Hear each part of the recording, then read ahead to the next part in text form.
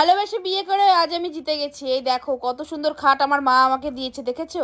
মা আগে দেয়নি, 5 বছর পর আজ দিল। মা আজকে আমাকে নিয়ে গেল কোথায় বলো তো? কাঠের দোকানে। আর কাঠের দোকানে খাট কিনতে। তো মা তো আমার বিয়ের সময় কিছুই দেয়নি, আর মা যে একটা একটা করে জিনিস আমাকে দিচ্ছে। মার কিন্তু দেরি হচ্ছে, কিন্তু মা আমাকে দিচ্ছে। তো নিয়ে একটা খাট, ওই একটা খাট, ওই যে পিছনে একটা, ওই একটা, এইটা একটা।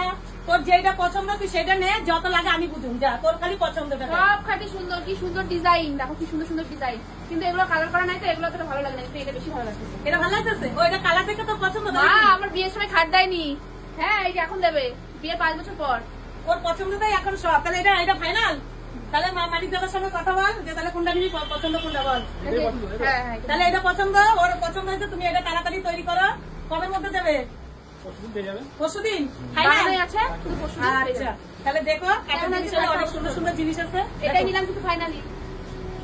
দেখো দেখো নিয়ে চলে আসলাম পরের দিন খাটটা, আর আমিও চলে আসলাম ওই বাড়ির থেকে। খাট সেট হচ্ছে আর আমি আসবো না? এই দেখো খাটটা আমার ঘরে কেমন লাগছে। আমি ভাবিনি এত সুন্দর খাট আমি পাবো।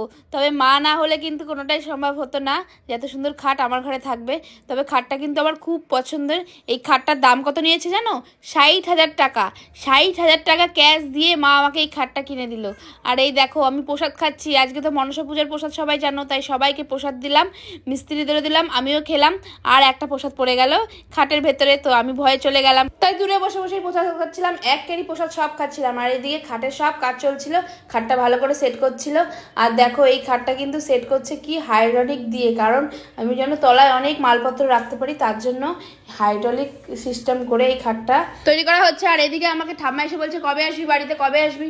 আমি বলছি হ্যাঁ আমি তো আসবোই, তাই ঘর সাজাই নি, তারপরে নতুন অতিথিকে নিয়ে আসবো, তারপরে আসবো আমি, তারপরে ওয়েট করো ওয়েট করো। তো এদিকে আমার খুব খিদে পেয়েছিল, তাই শ্বশুরবাড়িতে আমি সিদ্ধ ভাতই খেয়ে নিলাম, সিদ্ধ ভাত আর বড়া ভাজা। আর এটা হলো শাশুড়ি শ্বশুরের ঘর, এই ঘরে বসে ভাত খাচ্ছিলাম। আর আমার পাশে দেখেছো কি দেওয়া? পায়খানার সেই প্যান, পায়খানার প্যানের পাশে বসে খাচ্ছি, কিন্তু ওটা নতুন ছিল। আর এদিকে আমার খাট কিন্তু পুরো রেডি হয়ে গেছে, শুধু তোষক বালিশ আর যা যা লাগবে সেগুলো লাগলেই কিন্তু ঘুমোতে পারবো রাতে আরাম করে।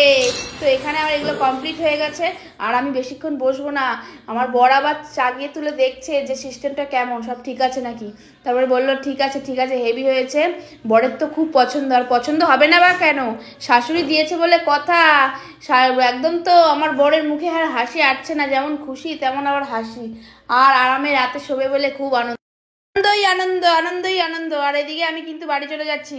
এদিকে সেট করা হয়ে গেছে, কারণ আমার মনার জন্য কিন্তু মনটা কেমন করছে। মনাকে রেখে আমি কোথাও থাকতেই পারি না, 2 মিনিট ছাড়াই আমার কেমন কেমন লাগছে। এদিকে আমার 2বার ফোন হয়ে গেছে, মা বললো এত যদি ফোন করিস তাহলে তোর মনাকে তুই নিয়ে যা, আমি কিন্তু দেখতে পারবো না, তাই আর ফোন